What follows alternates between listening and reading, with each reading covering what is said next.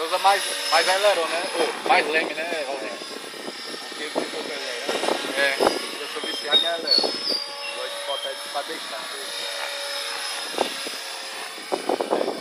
É lindo, né?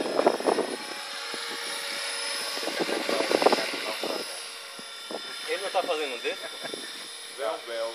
É um belo, né? Eu vou fazer agora injetado de plástico. É mais fácil. O vento atrapalha muito com ele. Ficou bonito com essa hélice. Tô foda. É fodinha, Adriano. Aê, galera. O vento atrapalha demais, rapaz.